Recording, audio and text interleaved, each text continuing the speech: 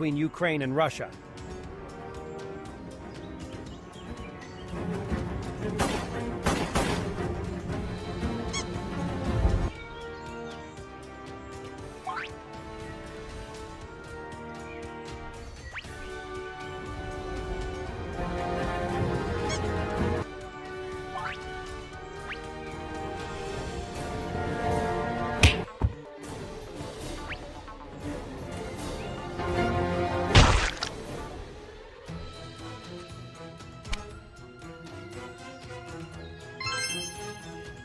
Підерська зешка.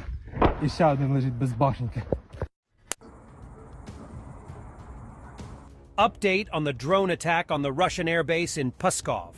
Belarusian air defensives observed the drones, reported them to command, but never received authorization to fire due to orders from Lukashenko not to interfere in the conflict. Several sources in Minsk confirmed that President Lukashenko had ordered an investigation into the reasons for the mass drone overflight of Pskov through the territory of Belarus. The KGB of Belarus sent a report to the President of Belarus, which says that the country's air defense did not react to the drone overflight, while the duty group informed the command and the leadership of the Ministry of Defense. But there was no order to shoot down. An official who previously worked in Lukashenko's entourage believes that Lukashenko gave an order not to interfere in the conflict, and explained to Moscow that the drones could be launched by saboteurs and guerrillas who were being held back by the Belarusian army.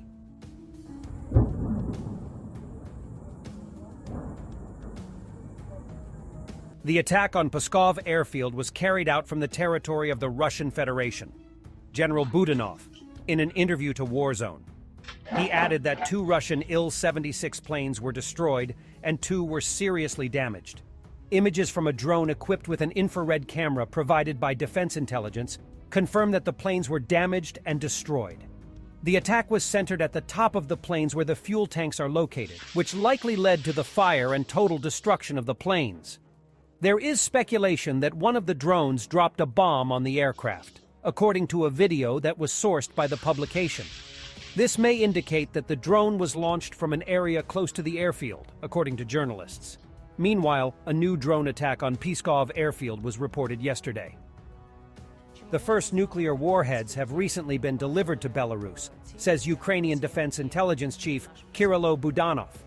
However, Budanov does not consider this a threat, as it is not a nuclear weapon but a means of nuclear deterrence and a means of raising the stakes. Who are they putting missiles with a range of 120 kilometers against? They will be destroyed at the first moment, Budanov summarized. Це не ядерна зброя, а засіб ядерного стримування. Це перше, що вам хочу нагадати. Для чого тоді вони ставили там? Це велика геополітична гра. А який сенс ставити взагалі ядерну зброю в Білорусі, коли вони кажуть, що це на противагу блоку НАТО? Ну, це очевидно, в принципі, вони цього ніколи не приховували. То який сенс ставити на передовій лінії ядерну зброю? І вона точно буде або знищена, або захоплена. President Zelensky talks about regular bavovnas on the enemy's territories. Чергову бавовну. І десь там, на території агресора, різні випадки. Іноді вони дуже гучні, іноді менш гучні, але всі вони дають трошки більше відчуття справедливості, бо війна з її наслідками повертається назад, повертається до агресора. Наші люди цінують відчуття справедливості, цінують те, що агресор не залишається безкарним.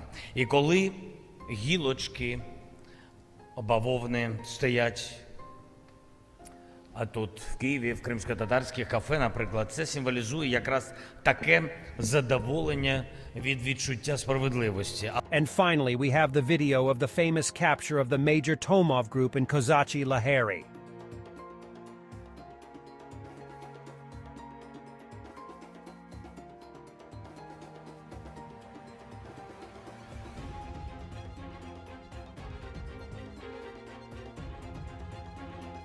Replenishment of the exchange fund.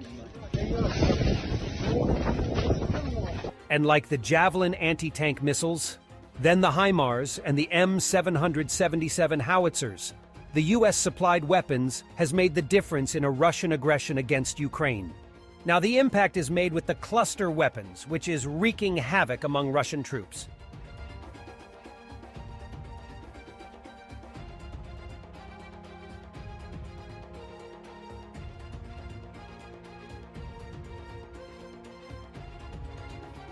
Ukrainian special forces from the Kraken unit move with Turkish-supplied Atakar Cobra II and German-supplied BTT UMG IMVs somewhere at the front line.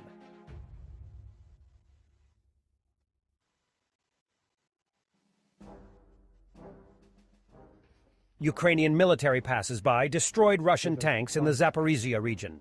No translation needed. І там вже піде. Дивіться, підерська зешка. І ще один лежить без башенки. At this point alone in the Zaporizhia region, the Ukrainian army lost 3 Stryker infantry fighting vehicles, 1 MRAP and 1 Soviet tank on the battlefield. But for the Ukrainians, the vehicles have served their purpose. Not only did they save the crews from death, but the entire area was liberated from Russian invaders through the use of mostly Western technology. It remains questionable how long the Western vehicles delivered will last for such costly missions. As a reminder, Germany does not supply either Fuchs, Weasel, Fennec, or more Dingo or M113, although they could hand over well over 2,000 of them for protected transport use after appropriate upgrading. Ясно. Медведський Володимир Броніславович, село Березнянка. Житомирська, та взяти, може віддати комусь, хай лежить. Я теж вів.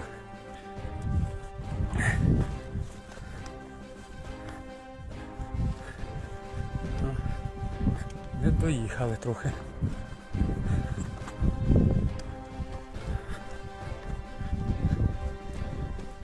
Video of the first bell celebration in Kharkiv subway to mark the beginning of the new school year. Recall that the city subway can hold lessons for pupils of first and second grades.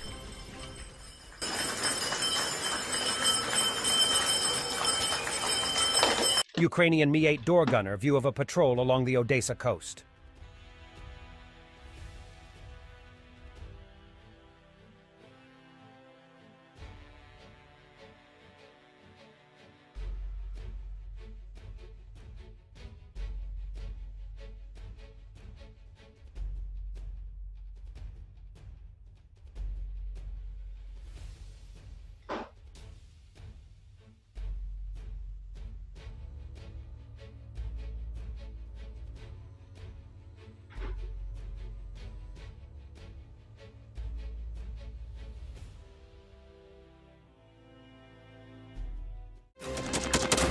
Thanks for watching, and don't forget to subscribe. Also, if you want to support Warthog Defense, please become our member and get early access to new videos, exclusive members-only videos, and become administrator in comment section. The membership link is in the description. Every day we had a guy last week at 6 rescues in 6 days. Si no puedes aportar económicamente al canal, suscríbete, comenta y comparte, esto ayudará mucho a seguir informando.